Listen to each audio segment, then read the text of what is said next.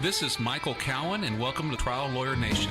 You need to show people the worst possible harm that negligence could have caused, because that's what the case is about. What I'm asking you to do is to focus on what you can control, because that's where the power lies. The Dalai Lama has a saying that in the face of anger, justice evaporates. If you can't focus group it, you have to be very, very critical of your process. The facts aren't good, you can't create a miracle. We can agree to disagree and be zealous advocates for our clients.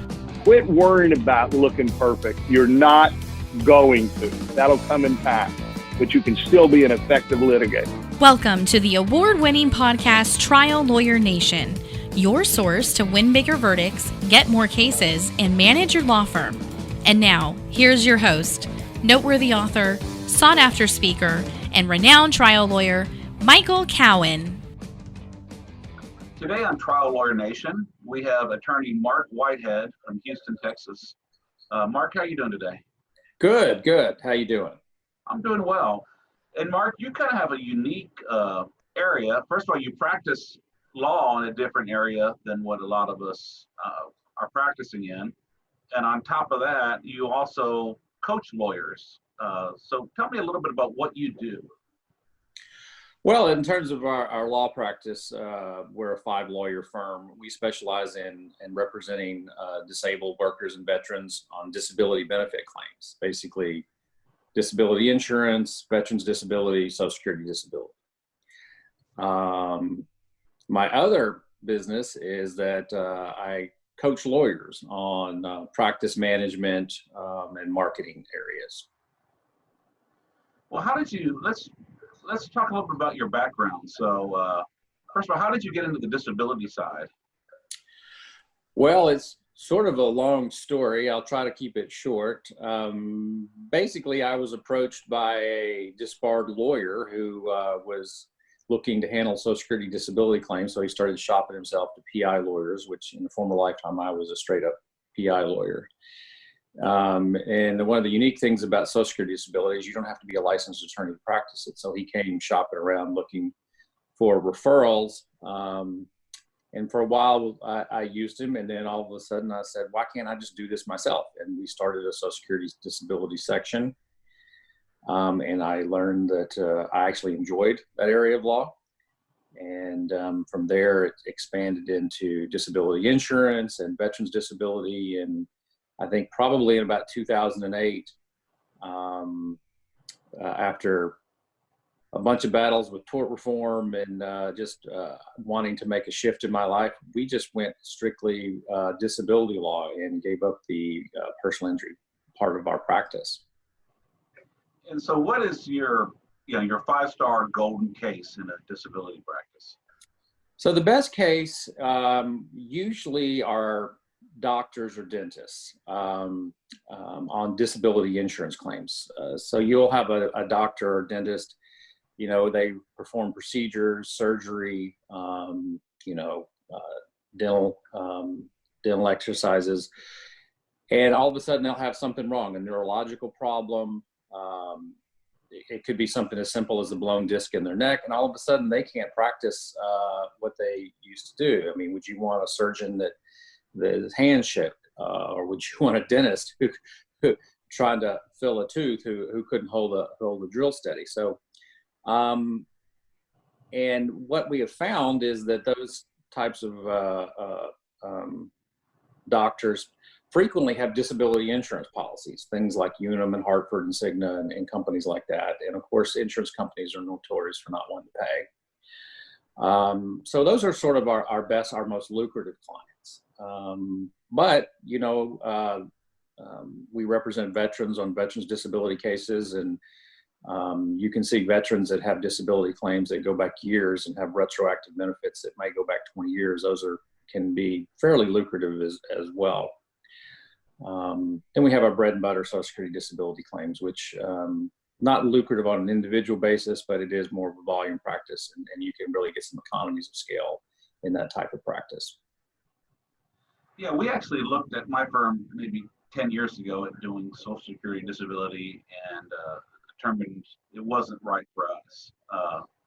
And part of it is, I think, that economy of scale. I mean, your fee is capped out at a certain level.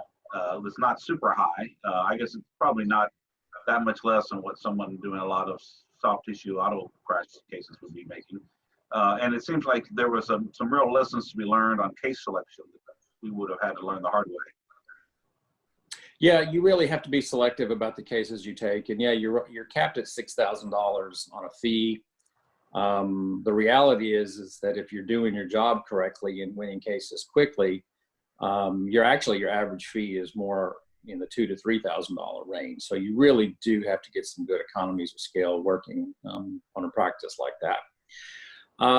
But I will say it's an enjoyable practice, and anybody who really wants to look at it, I've coached people up on how to start disability practices. I tell my lawyers, if you hadn't been hugged by your client this week, then you're not doing your job, because when you walk out of a hearing and an old lady gets her benefits and she gets on, you get her on Medicare, it's really a life-changing event. And we have some of our most loyal clients are Social Security cases because we've really changed their lives.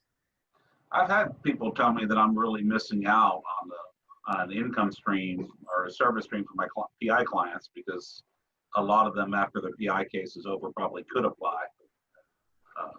What do you think about that?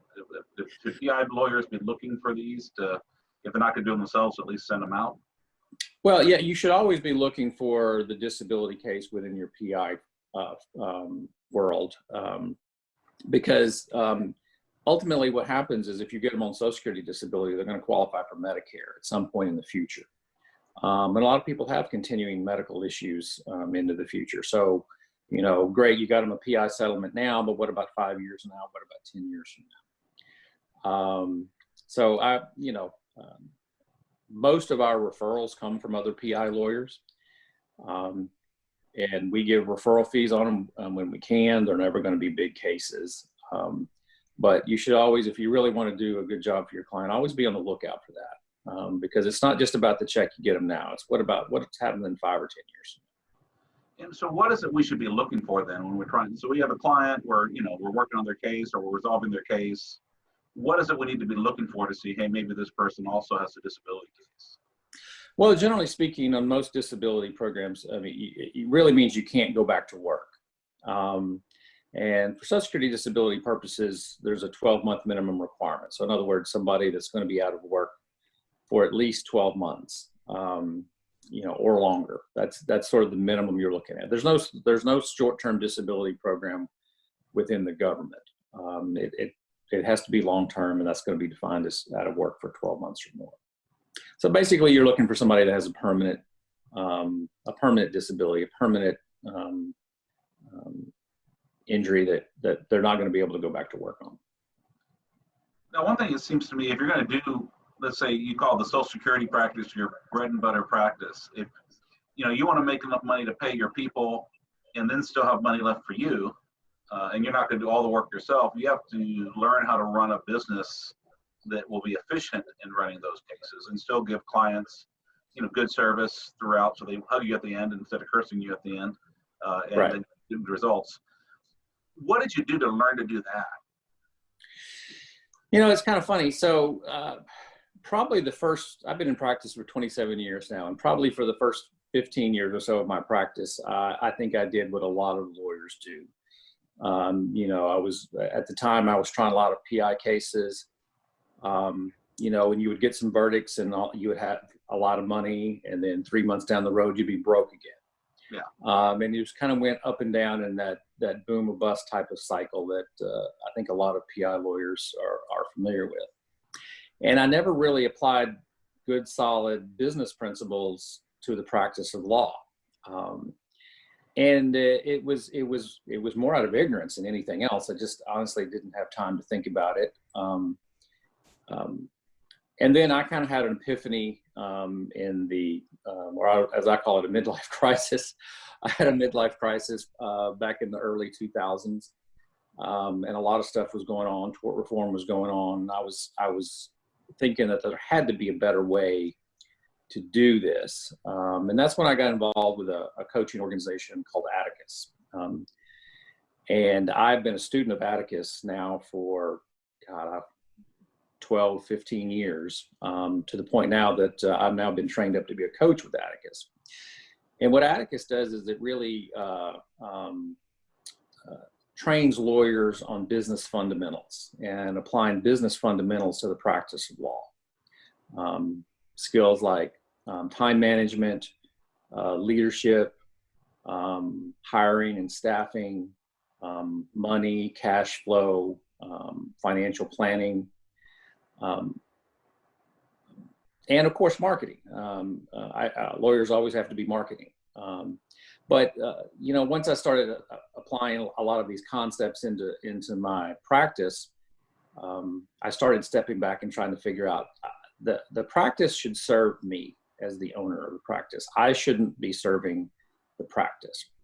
That is the hardest mindset adjustment to make as a lawyer, by the way. It really is. I mean, you need to build a practice that serves you and your lifestyle and you and your family. And the first thing you have to understand is that, you have a duty to be profitable. Not only do you have a duty to be profitable to yourself and your family, you have a duty to your client. I mean, think about this. Profitable firms, they hire the best staff. They hire the best experts. They're able to put the time into individual cases to do the best work. They don't settle cases short of true value because they're in a cash flow crunch. So, profitability is not just about yourself. It's about actually putting your client first. And if you're profitable, you can be the best lawyer for your client. And I think once you start thinking about it in that mindset, and say, I've really got to run a profitable business first so I can do a good job for my client, I think it changes your whole perspective. Absolutely. So what then, I guess, working with Atticus, what are some of the concrete things you did within your own firm to make it run more like an efficient business?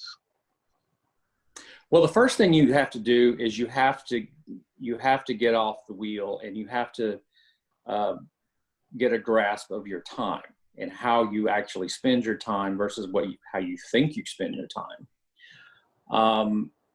And you have to be able to, there's sort of a oxymoron out there, time management. You can't manage time. You can only manage yourself. So you have to learn to manage yourself in the way you focus and the way you spend your time so you can be productive. A lot of lawyers come in and just sit down at their computer in the morning and open up their inbox, and they let their inbox control their day, their email. And really all you're doing is you're just putting out fires every day, and you're just responding to other people. There's lots of books been written on the subject, but really, it's about focus management. It's about, instead of living in your inbox, you should live in your calendar. You should figure out what your priorities are, what you need to be doing, what's the highest and best use of your time, and then literally I block out hours on my calendar throughout the week, on my personal calendar, not my firm calendar, but on my personal calendar. And I block out chunks throughout the week. I'm going to spend an hour with my door closed doing this. And tomorrow I'm going to spend an hour doing just this. And really being able to focus your productivity. That's really the first thing that every lawyer needs to learn how to do. As a matter of fact, I wrote an article on that topic for Trial Magazine for AAJ a couple of years ago. So if anybody wants a copy, let me know, and I'll be happy to email it to you. Great. I found one of the biggest struggles in that is that I would find that I would know that I need to work on something that's the better use of my time. But it would be like a comfort in a time of stress to work on something that someone else could do, something like responding to emails, drafting discovery, reviewing documents, even taking a deposition someone else could take as well as me, because I was comfortable doing that. And it is uncomfortable sometimes to stretch and work on new things, and it takes more focus and more effort. And so it's easy. And I've actually found myself falling back into this during this COVID-19 thing. It's easier to go back to being reactive as a psychological comfort than it is to push yourself and go into things you need to be doing, and then learning to trust others to do those things that they can do just as well. What have you done to kind of get past? One, have you ever experienced that? Oh, every day. Friday, I did it. I backslide all the time. What you said, though, was sort of the key. You need to learn to delegate, and you need to develop systems and processes and procedures within your firm, and train your staff so you can delegate these things, because you can't do everything.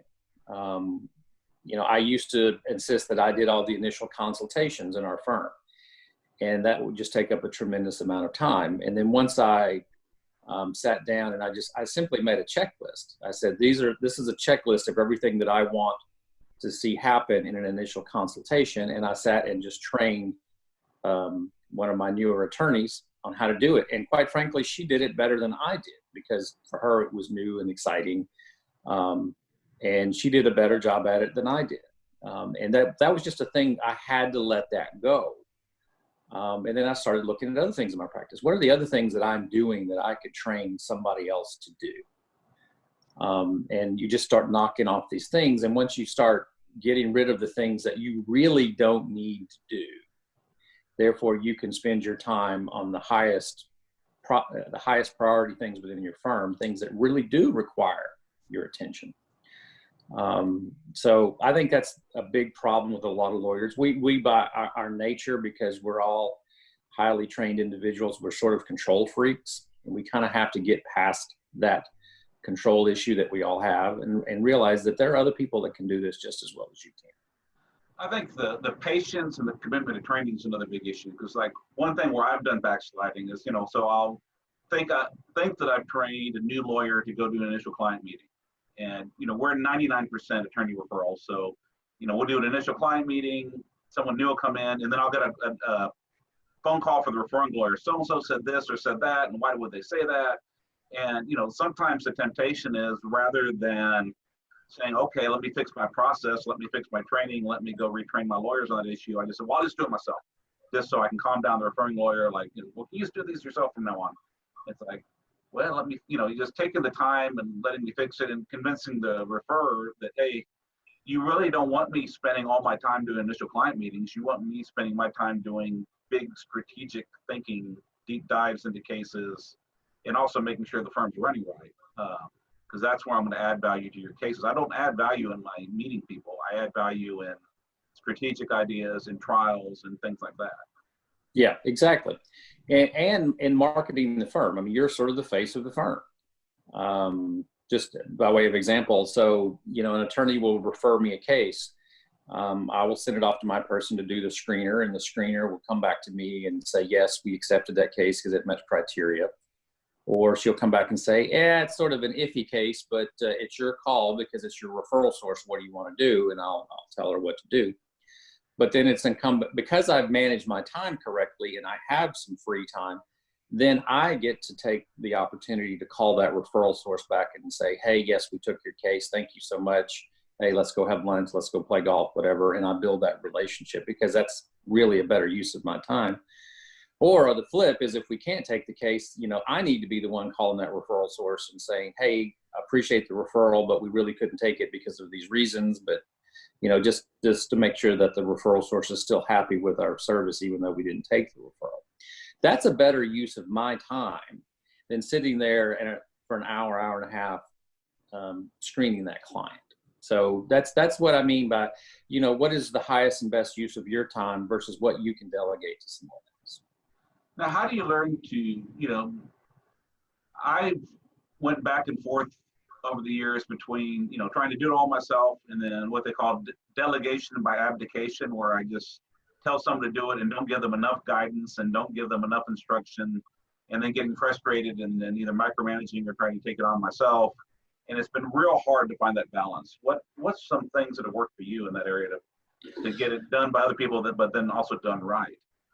So there's a great book out there called The Checklist Manifesto, and it's I forget the name of the doctor who wrote it, but people who, when lives are on the line, doctors, airline pilots, and so forth, they all live by checklists. And so we have created checklists for almost everything that we do, even the most simple processes that our people do. And we live by these checklists, because what a checklist allows you to do, it makes sure that you have consistency throughout your firm, regardless of who's performing the task. And that's what you want. You want consistency and you want quality. So we have these checklists and we have these flow charts, sort of if-then scenarios. If a client says this, well, you need to ask this series of questions. If the client says that, then you need to ask this series of questions. And it's all set up by flow charts and checklists. And that way I know that number one, my people have the authority to take the case without my approval, because I just slow the process down. Why do you need my approval on everything? You only need me to make the tough calls, the calls that where it's not clear. So when they do bring the tough calls to me, I know that they've asked all the questions that I want, because I've given them a checklist and they know to follow that checklist. This is a real in the weeds question, but how do you do your flow charts? Do you have a software program you use, or? Well, so I use a yellow pad and a pen. Okay. Now, I have some really smart people that work for me that then take what I draft out and they convert it, that we used to do it on PowerPoint. There's now a new program out that integrates with our CRM, and I'm blanking on what the name of that program is, but we've now started using a specific flow charting process program out there, which I've never actually seen how it works. I just see the results. Okay. I have smarter people that figure this out for me. That's awesome. But I still, when I initially started, I simply have my old yellow legal pad and a pen and just start writing it out. You said CRM, is that customer relationship management software? Yes. We use a system called Litify, okay. Which is based off of a Salesforce platform. Salesforce is probably one of the largest CRM platforms in the world. It's used, hasn't been used much in the legal field, but it's used by industries across the world, quite frankly. And Litify is just a company that's taken the Salesforce platform and converted it to the legal field. So that's the system that we've used for about 2 years. That's the one that Morgan & Morgan uses, right? Yes, that's Morgan & Morgan's brainchild. John Morgan is an owner. They use it in their firm, or at least he buys up so many firms that I remember him telling the story that that's the backbone, but a lot of these branch offices that he's bought in different towns, they haven't converted over yet. So probably a little bit far afield from what we're here to talk about today. It's an interesting conversation. Yeah, I like John Morgan, but yeah, smart guy. If it runs a multi-hundred lawyer law firm, it's got to be pretty stout. Yes. And yeah, I was wondering what case management we've been struggling. I've had the same case management system for 20 years, and they developed a cloud product that we were going to convert to a couple weeks ago, and they couldn't get to work right, and so we're not converting. And so we're looking around in the case management software field right now. We may or may not stick with who we've had the last 20 years. So I always like to hear what other people have to say about what they're using. Are you happy with Litify, or? Yeah, I'm very happy with it. The amount of detail that you can dive down into and your workflows and your work process is pretty amazing. And the dashboards that you can create so you can actually see what's going on in your firm. It may not be for everybody because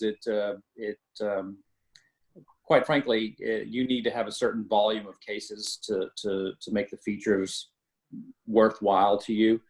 But we have several thousand cases going on at any one time. So yeah, we have to, I got to stay on top of it. So I need help to do it. If you're working on a small practice where you maybe have 50 cases or less, then it's probably a little bit overkill given the cost of the program. But if you have a volume practice, you need something that will really give you some deep dive data. We have 8 lawyers with less than 200 cases. So the kind of things I'm tracking, it's kind of funny what I've tracked over the years. How many times are lawyers spending 3 or more hours doing focused work on one case? That's the kind of thing I'm tracking now, which is Right. different. And answering discovery, responding to things doesn't count. It's 3 or 4 hours offensively thinking about your case, not responding what the other side does. Different practices need different types of metrics. Each year, the law firm of Callan Rodriguez Peacock pays millions of dollars in co-counsel fees to attorneys nationwide on trucking and company vehicle cases. If you have a case involving death or catastrophic injuries and would like to partner with our firm, please contact us. We have experience finding potential defendants that other firms miss, and we've added millions of dollars to cases by finding these sources of recovery. If you have a catastrophic injury or death case where the policy limits appear to be insufficient, give us a call. If we can find another defendant, we can partner on the case. And if we can't, then we won't ask for any of the fees. You can reach DeLisi Friday by calling 210-941-1301 or send an email to podcast@triallawyernation.com. She will coordinate a time for Michael Cowan to speak with you in person or by phone to discuss the case in detail. And now, back to the show. So you have an awesome newsletter. Can you tell us a little bit about that? Yeah, so this is a brainchild that we rolled around our head for 3 years before we actually kicked it off. I guess it's now about 2.5 years old. It's called The Successful Barrister. And one of our marketing strategies, our chief marketing strategy is basically working our lawyer list. We have a list of about 4,000 lawyers that I've done work with over the years, whether they were defense counsel or within the trial lawyer organization or people I went to law school with. I've always collected names over the years, and over 27 years, we're now up to about 4,000 lawyers that I actually have some contact with. So the byline for The Successful Barrister are management, marketing, and life skills that probably won't get you disbarred, which kind of gives you a sense of what the newsletter is about. It's meant to be snarky. It's meant to be funny. We use caricatures throughout it. And what we do is we basically write articles about marketing and management and life skills within a law firm. If I did a newsletter about disability law to other lawyers, it'd get trashed. Nobody would want to read it. It wouldn't be, it would bore people to death. So our goal is to have actually people pay attention to it.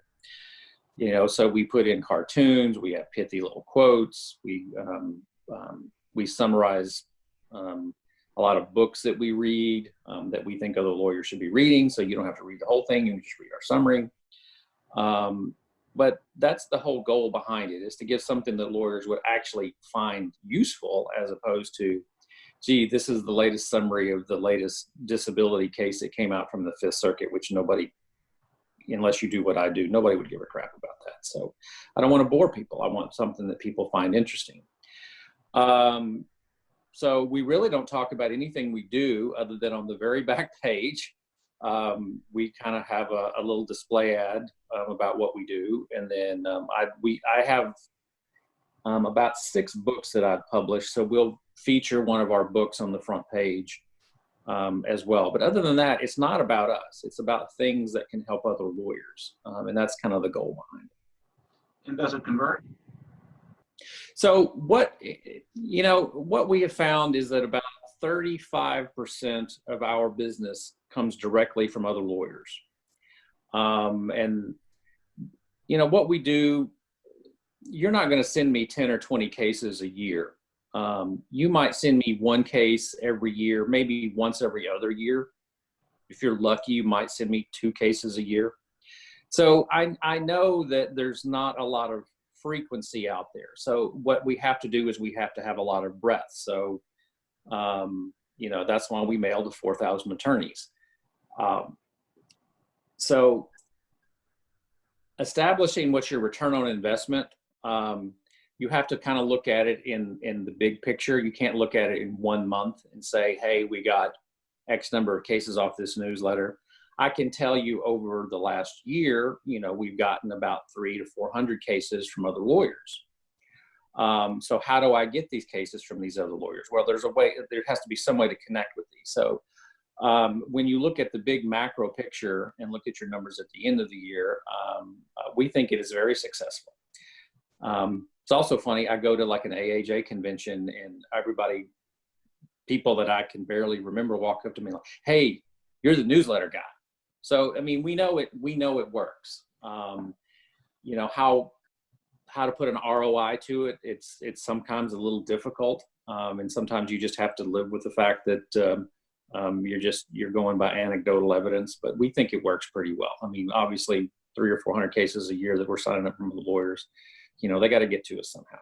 Yeah, no, I love your newsletter. I mean, I actually read it, and then I pass it around the office, as opposed to most other things. You know, people just saying things around bragging or giving something technical on an area law where I don't practice. I just trash them.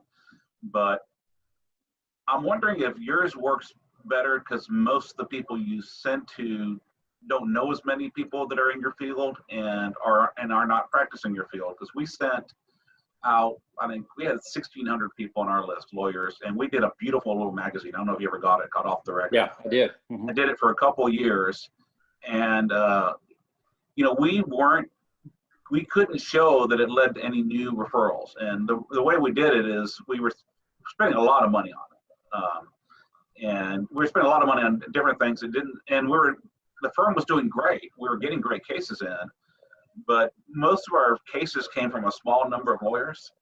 And when I called the new ones just to check, most of the new ones were not on our magazine list before they came in. And what we found is, at least in the area of large personal injury claims, you know, trucking death case, even like a case with a back surgery, you know, it was really personal contact and recommendations from other lawyers that had worked with us that got us. Almost all of it was, I talked to so-and-so that you had done a case with. And so we kind of switched to even more, you know, we have the podcast that keeps our name out there. I speak a lot. I'm working on getting a trial guides book finished. But the bigger thing is we said, okay, 80% of our income comes from these 7 law firms. What are we doing to make them feel super special? And we kind of rebudgeted that money from news. I don't know if that was a mistake or not, but we just couldn't show with the amount of work we were putting into it for our practice. So I'm wondering what the difference was between our experiences. Well, I think I can point to it pretty quickly is that we are a volume practice. You know, our average fee on a Social Security case is maybe a couple of thousand, maybe on an insurance case, you know, maybe 7,000 to 10,000, depending. So we're shooting for volume, and we're shooting at a really, really wide target because of the frequency is for any one individual attorney is really not there. So it makes sense from that perspective. For us, it's almost strictly a numbers game. So I have to shoot at a very wide target. Yeah. You, on the other hand, you have much more of a specialty niche practice, at least in terms of it's not a volume practice. It's right. More high end. So you have to approach that from a different perspective because you're not looking so much at a broad numbers game. You're looking for quality. So you know, that's a different marketing vehicle right there. And I think you've kind of nailed it on the head. You know, yours is more about one-on-one relationships. This is, again, back to time management. You need to manage your time because your highest and best use of your time is going to be establishing those personal one-on-one relationships with these key people and these key firms. And you got to have time to do it. You know, you can't say blow off a lunch because, I got a deposition next week and I have to cancel this lunch with this referral source. No, you need to send that deposition out to some associate and you need to make that lunch because that's the highest and best use of your time. So yeah, but it's just different strategies. There's a totally different mindset between a volume type practice like I have and more of what I call a high end lower volume practice like what you've got. And I started off with a volume practice. I've made the switch over the years, and it's a scary switch to make. I'll be honest with you, and it's not a switch that you know, it won't work for everybody. Because I've known a lot of people say, well, I'm only going to do like 4 or 5 cases, and they're just going to be really good cases, and then, you know, they're not in position to do it. They lose one, or one gets continued, and they go broke. And so it's finding that balance and getting in a cash situation where you can afford to do the switch. Right. The advantage of a volume practice is your cash flow is pretty steady, and I don't lose sleep when I lose a case. I mean, I don't like losing a case, and I feel bad for the client when we lose a case, but it doesn't hurt me financially. Whereas if you're in a situation like yours, yeah, I mean, if you lose 3 in a row, that's a problem. But you have a higher upside.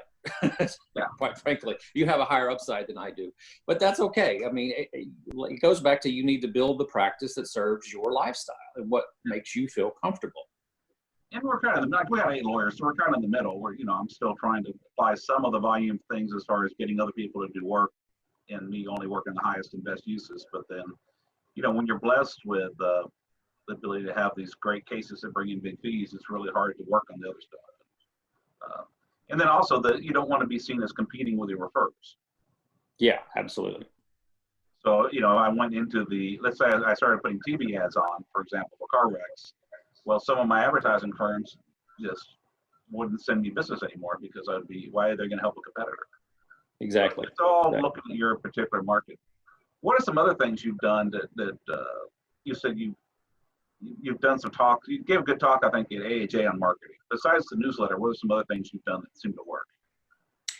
So we have, I've written 3 different books, one for each practice area. And we give those away freely. We give them away to the lawyers. We give them away to our clients. We'll give them to veterans organizations. Our VA book, we send a case out to these veterans organizations. So we distribute these things far and wide, and they're also available for free download from our website if people just want to download the PDF version of it. And that's worked well for years. Then one thing, brainstorm I really had goes back to, what's our best client? Our best clients are doctors and dentists, quite frankly. So we started thinking about that. So what I did is I took my disability insurance book and I sort of repurposed it, and a lot of it has examples.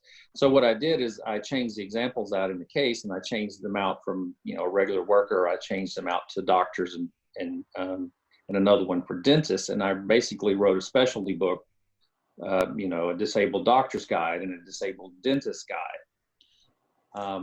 And we created those specialty books, which are really the same book, we just switched the examples out and changed some of the wording. And we have started distributing those at doctors' conventions and at dental conventions and pushing them into that industry. And like I said, those are what we call our high-end cases. I mean, they're not as high-end as probably some of yours are, but for us, that's what our high-end market is. Well, I've seen some 7-figure results on some of those cases, though. I've heard of them. Yeah, I mean, they're probably not going to generate a 7-figure fee, but you might be able to generate a good solid 6-figure fee on a case like that. Well, that's still not bad. No, it's not bad. It's not bad.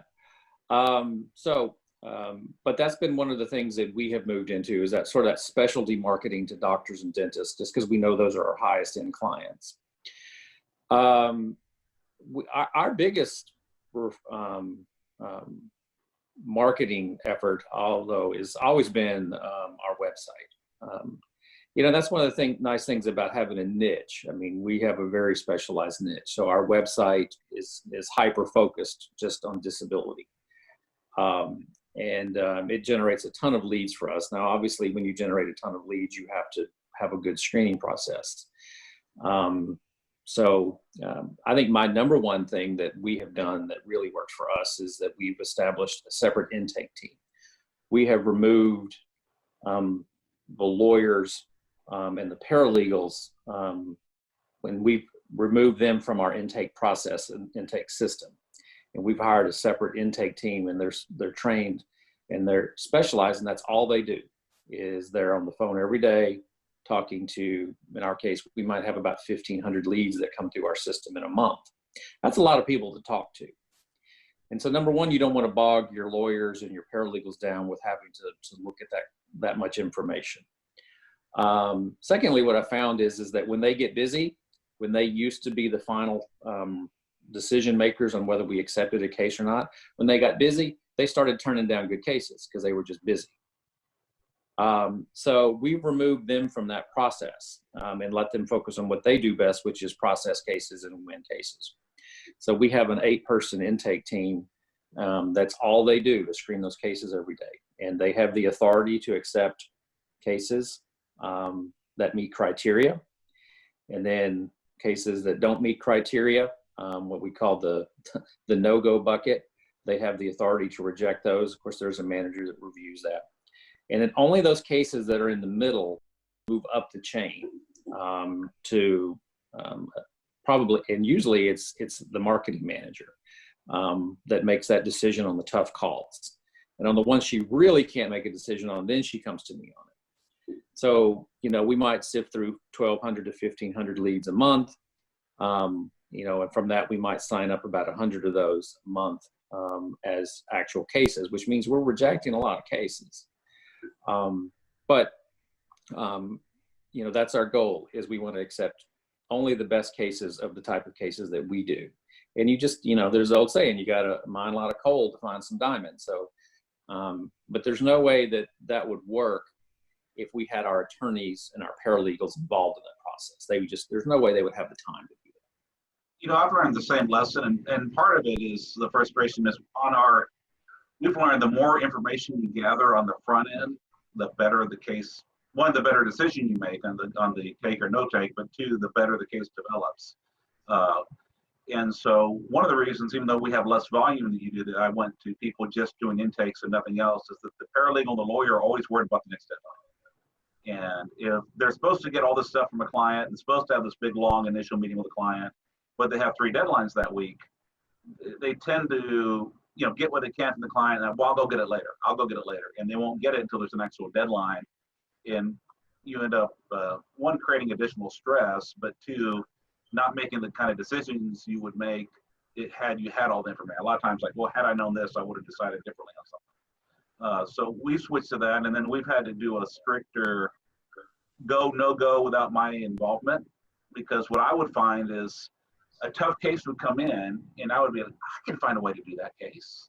I can do that. And it's not the best use of my time. Yes, I can do a bunch of briefing and a bunch of legal work and get some kind of recovery for the client. But one, it's not a good use of my time. And two, what I learned is when you take on a really tough case and you do all this work and you get a recovery that for the case is really good, but for the injury is not, the client's still not happy. The client compares their recovery to a recovery on a good case. And the referring lawyer remembers the check they got and the size of the check. And so if they refer, let's say, a slam dunk rear end collision 18-wheeler case to one lawyer, and then a really, really tough case where, let's say, maybe their client rear ended the 18-wheeler and you're trying to put some fault, you got contribute issues to another lawyer, they'll say, well, lawyer one got me a bigger fee, they must be the bigger lawyer. Even though you can rationalize all of that with them when it comes down to the next case. In fact, they even might say, well, lawyer two must be desperate and must not be a great lawyer because he took case two. And so when I get myself out of it, and then I always want to help everybody too. So if I do the initial client meetings, I end up taking cases that aren't the best uses of our time because I want to help somebody. And so I found that, getting written criteria and giving other people the authority to stick to them and then making that their only job has been a huge game changer for our practice. Right. So I have sort of a similar take on that. I used to have the criteria that if a client had a worthy case, we should take it. And it was sort of the hero mindset that, I needed to be the hero for these people. And then what I've learned over time is, for every person out there that has a legitimate case, there's a perfect lawyer for that client. But I may not be the perfect lawyer for that specific client. So we stopped taking certain types of cases that we knew were winnable, but they just didn't fit our system. They didn't fit our criteria. And I had to get past the ego, like, hey, I can win this case. Well, yeah, I can win this case. But, there's another lawyer right down the street that's a good friend of mine. And for us, what might be a case that doesn't meet our criteria, that fits exactly into his criteria. And so what I've learned and what I've told my people, they're like, why are we not taking these cases? I'm like, Jim down the street will do a hell of a job with this case. Let's get this case to Jim and let him do a hell of a job. He will appreciate the referral. The client will love him. And it it just fits. The case fits with Jim. Just because we can win it doesn't mean we should take it. Yeah, and one thing I did, I started tracking my time a little bit, and I realized I was spending a really disproportionate amount of my time and expenses on cases that I was, again, trying to be the hero and trying to make something out of a tough case. And, I usually end up having to cut my fee at the end because of the fact that we need to be a hero, you got to get some money in your client's pocket. And those still tough cases. You can get a recovery, but you're still not, usually getting full value because there were problems with the case to start with. And working with a guy named Rodney Jew, who's a litigation consultant out in Napa, he really turned my mind around when he's like, okay, all the time you're working on that case, you're not working on someone else's case where you could have really, really made a difference in someone's life. And, if you have the opportunity to have cases where you can spend your time and make a huge difference, then when you take on that one that takes you away from those, that's not fair to those clients. That really, it took away some of the feelings of guilt and selfishness that I felt like, why I have to say yes to cases because I'm not worthy of saying no to them, or I owe it to people, or I'm a bad person if I say no. And also the realization, there's lots of lawyers out there. There's somebody that, there's a lot of cases I'll tell my referring lawyer, like 10 years ago, I would have loved that case. But for me in the position where I am right now, if I take this case, then these other 5 cases I'm working on with you, I'm not going to have time to work right. And so I think this is a better case for someone else who's coming up the ranks, a great experience for them. They'll do a better job than I will. So it's just a time to pass on that. Yeah, absolutely. Absolutely. So how do you manage time then between your coaching, I guess, which must be fun, and your managing the practice? Well, I mean, honestly, and this is pre-COVID-19 pandemic, I had gotten to the point where I only work about, I don't know, maybe 5 to 10 cases at a time. I guess sort of maybe the higher end cases or cases that I just find interesting. And I spend pretty much 90% of my time either managing or marketing the firm or doing the coaching part of it. Basically, we've built a system and we've built a great team. That's the other part of this. Unless you hire the right people to run your systems, no system is going to run itself. So we've hired a great team. I have right now, I think somewhere in the neighborhood of about 35 employees. We've actually, even during the COVID pandemic, we've hired 2 more people in the last week. So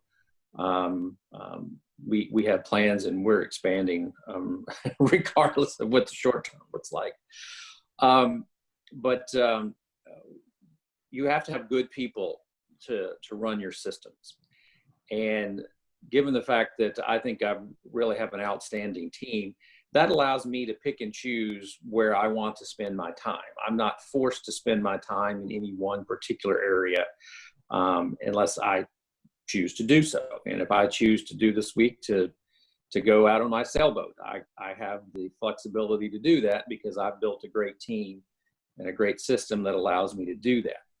There will be times where I at the end of last year, I spent 2 solid months doing nothing but working to revamp our intake processes, our intake systems. But I had that luxury of making that choice because everything else on the other side of the firm was running smoothly and didn't really require my time.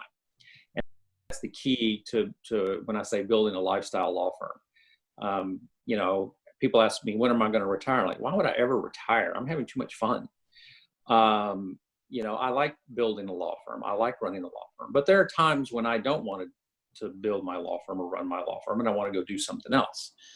Or there are times I want to focus in particular areas. So that's sort of the key, is you have to have your time management set, and you have to have your systems down, and you have to have the right people in the right seats on the right bus to run your systems. And once you have all that in place, then your time kind of becomes your own. You can focus on areas where you want to focus at any given point in the day or any given point in the week or month. How do you find the right people? I tell you what, that's not easy. And I will tell you right now is the time to find the right people. There are a lot of good quality people that have lost their jobs because of the pandemic. As a matter of fact, while we've just hired two, we had two positions that had been open for 6 months, and we could not find the right person to fit into those positions. And all of a sudden, and that's the problem when you have full employment, at 3 or 4% unemployment, that's full employment, and it's hard to find good people. It is very hard to get hired by our law firm. We do multiple personality tests, we do multiple interviews, we do skills testing, we do background checks. My marketing director, before I hired her, she jokes, she was interviewed 6 times before we finally hired her. So it is really hard to get hired onto Marc Whitehead and Associates. We are very, very picky. And I would much rather let a position go vacant and maybe hire a temp from a temp agency to cover that desk for a while than to hire a permanent employee that just didn't fit all of our quality criteria, everything that we're looking for. So, hire slow, fire fast. You've heard that a million times. I've heard it, had trouble doing it. Yeah, it's a mindset, and you've got to have the mindset that I'm, probably the best thing I ever heard. The quality of your life is directly related to the quality of the people you let in your front door, which means you have to have quality employees accepting quality clients. Okay, and if you start skimping on either one of those two areas, the quality of your life is going to decrease drastically, at least in the short run. So you just have to be very picky about it. Honestly, I'm a big believer in using temp agencies as a stopgap, because when you get a temp agency, and I know you're going to pay them twice the normal hourly rate on an employee, and they're not going to be that great probably, but it at least is somewhat productive, and it sort of relieves you of the temptation to hire, to cut corners in your hiring process. So that's kind of how we do it. My temp agency bill last year was pretty high, but it allows me to take the time to fill the seats on the bus with the right people. And as far as you said, you do personality tests? Yes, so we do 2 personality tests. One is called the DISC assessment. That's D-I-S-C. There's different companies out there that will do that for you. Atticus does that for clients. And it really kind of grades people on 4 different axes of their personality. It's more of a management tool than should I hire or should I not hire this person. But it gives you a sense of how they are on a day-to-day basis in terms of how to communicate with them, how to motivate them. So that we do that with every member in our firm, and that's kept in a central location where everybody can see everybody else's scores. And we talk about that frequently throughout our, when we have our staff meetings. The other test we use is called the hiring MRI. And Jay Henderson's firm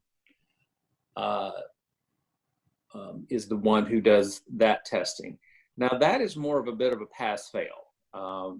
You can do poorly on that test, or you can do really well on that test. It's not cheap. It's about a little over $200 to administer that test. Bad employment, a lot more than that though. Yeah, exactly. But we will burn through 4 or 5 of those to hire in any one position. So I'm spending about $1,000 in testing to hire any one position. I will tell you that when I've hired against that test, I've always paid for it. When the test said don't hire this person and I hired him anyway, I've always lived to regret it. Now, occasionally there have people, though, the test said that they were hireable and I hired them and then they still turned out to be not so great. So it's nothing's perfect. It just improves your percentages. But I do believe in that test.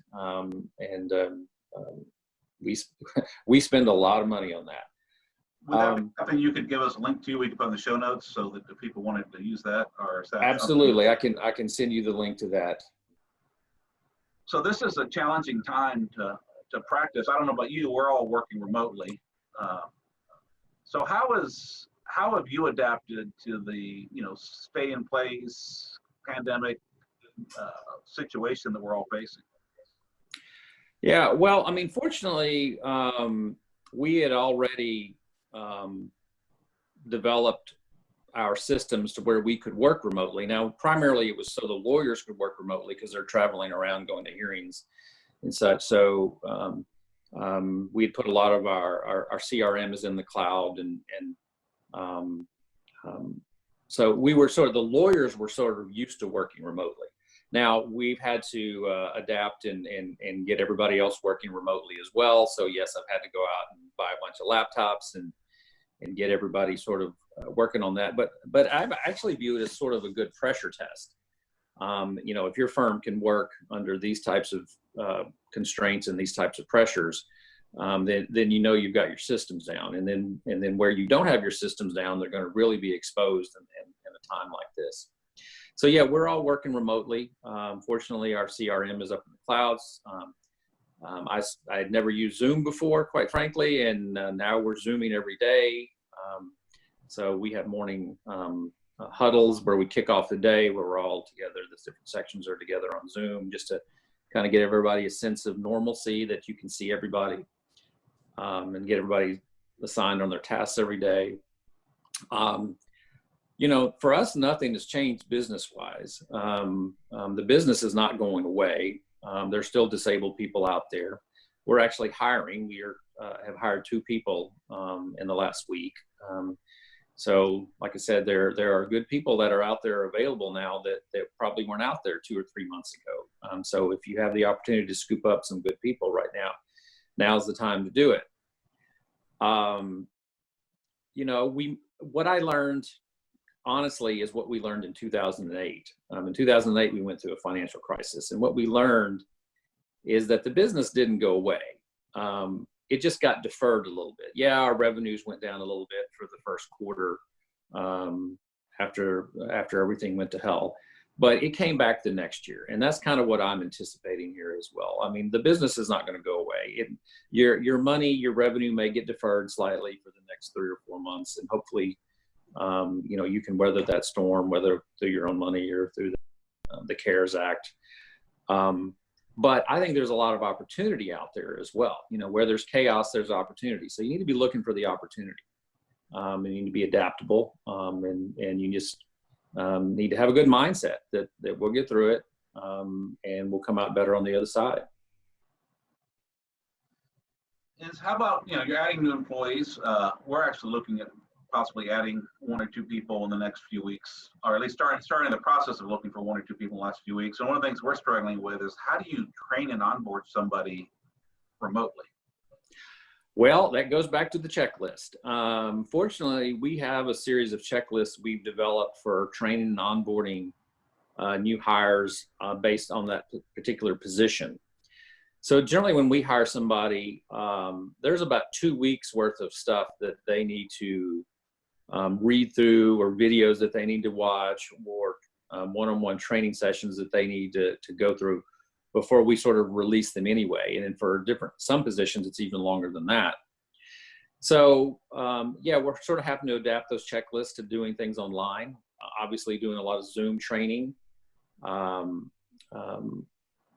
getting these people up and productive. And you just sort of have to temper your expectations a little bit. For somebody that I might have expected to get trained up in 2 to 3 or 4 weeks, I'm probably now going to take, 4 to 6 weeks to get them sort of moving in the right direction. And you just have to understand that, and you have to be patient with that process.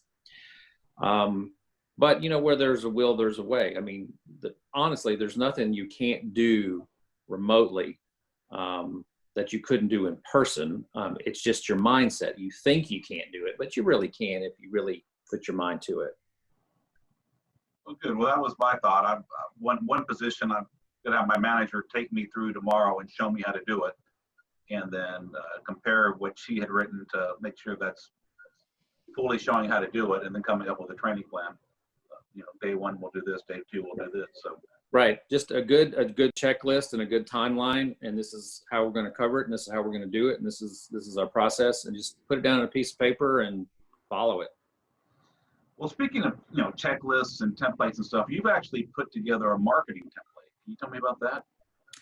Yeah, so as part of a presentation that I give in the numerous groups, AAJ and I think the last one before that was El Paso Trial Lawyers, and then I've given it to PILMA on multiple times, and I'm supposed to do it again this summer if we actually can get together.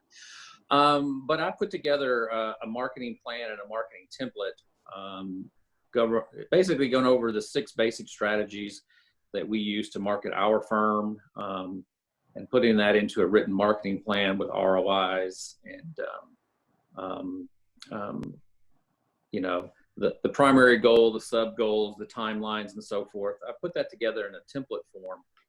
And what I do with people is I just share it with them in a Word format, because my template is not going to work specifically for or my plan is not going to work in your firm, just like your plan is not going to work in my firm. But if I give you the template in a Word document, you can take that and you can borrow the parts that work for you. You can edit out the parts that don't work for you, or you can make suggestions. I frequently have that when I give it out to people. Is they'll come back to me with suggestions. Hey, Mark, you didn't think about this. I'm like, hey, that's a good idea. Let me add that to the template. So anyway, this is a document that's been floating around in my world for about 5 years, and every year we add on to it, and I share it freely. All I ask is send me an email and say, hey, Mark, can you send me the Word version of your template? And I'll be happy to do so. If you want to get on my mailing list to get the Successful Barrister newsletter, I'd be happy to do so. I also, if I can think about it, I have an article on time management that I wrote for Trial Magazine that I'm happy to forward around to people as well. So my goal is to kind of share freely everything that I've kind of come up with over the years. I can tell you there's not one original thought in that template. Everything in there I've stolen freely from other people who've been generous with me. So my theory is I want to be generous with everybody else. Rising tide floats all boats. So if we can all do better, and if we can all run a better practice, then you're going to get more referrals. You're going to get more leads. You're going to send some of those leads on my way. I can send some of those leads on your way, and we can all run better businesses. Quite frankly, we all need to run better businesses, because quite frankly, the back of the bar journal with all the disbarred lawyers those are all the lawyers who didn't know how to run a business. Nobody went to law school saying, hey, I'm going to get my law degree and then I'm going to go cheat my client and defraud my client and do bad things and get disbarred. Nobody ever said that. What happened is life happened to them, and they didn't know how to deal with it. They didn't know how to run a good business. So what I want to do is to help people avoid that and establish a practice that serves your life. And I do want to encourage everyone to at least get your newsletter. Like I said, if nothing else, it's entertaining, but there have been discrete things that I've read in your newsletter and we've implemented it at my firm to our profit, because you have some good ideas in there and you don't charge anything for it. So if anyone else wants to join me and get on your newsletter list, where do they email you? Okay, so the trick is my mother spelled Mark with a C. She's cursed me with that my entire life. So it's Mark at markwhitehead.com. Mark with a C. C on both sides of the at. Believe it or not, I've had to tell lawyers it's C on both sides of the at. Defense lawyers, only defense lawyers I've had to tell that to. But anyway, Mark at markwhitehead.com, Mark with a C. Just send me an email and say, hey, Mark, heard you. I'd love to have a Word version of your marketing template, be on the newsletter. We'll get you on the list. Mark, thank you so much. I've really enjoyed this. I could talk to you for hours because I'm really getting a lot out of this, but we kind of have a 1 hour limit on our podcast interviews. So thank you so much for joining us today. All right. Thanks for having me. Thank you for joining us on Trial Lawyer Nation. I hope you enjoyed our show. If you're listening to this episode on a mobile device, please click on Ratings and Review and leave our show a 5-star rating and write a review. And if you're listening to this episode from our website, please leave a 5-star rating on the episode page. We'd love to reach more listeners, and doing this will help more attorneys find this podcast. You can also visit our website at www.triallawyernation.com to opt into our mailing list so you can stay updated on our new episodes. I promise we won't spam you. And thanks to your feedback, we've improved our podcast website. There's now a resources tab that you can click that shows you all the books we've mentioned on our podcast. If you have a Facebook account, please send us a request to join a private group called Trial Lawyer Nation Insider Circle. This exclusive group will allow you to hear about our guests before an episode airs, interact with the show, and get a sneak peek at some of the behind-the-scenes moments. I love to hear from all of you, and our Table Talk episodes are based solely on questions from our fans. So please continue to send us emails at podcast@triallawyernation.com. Thanks for tuning in, and I look forward to having you with us next time on Trial Lawyer Nation. Each year, the law firm of Cowan Rodriguez Peacock pays millions of dollars in co-counsel fees to attorneys nationwide on trucking and company vehicle cases. If you have a case involving death or catastrophic injuries and would like to partner with our firm, please contact us. We have experience finding potential defendants that other firms miss, and we've added millions of dollars to cases by finding these sources of recovery. If you have a catastrophic injury or death case where the policy limits appear to be insufficient, give us a call. If we can find another defendant, we can partner on the case. And if we can't, then we won't ask for any of the fees. You can reach DeLisi Friday by calling 210-941-1301 or send an email to podcast@triallawyernation.com. She will coordinate a time for Michael Cowan to speak with you in person or by phone to discuss the case in detail. This podcast has been hosted by Michael Cowan and is not intended to, nor does it create the attorney-client privilege between our host, guest, or contributors and any listener for any reason. Content from the podcast is not to be interpreted as legal advice. All thoughts and opinions expressed herein are only those from which they came.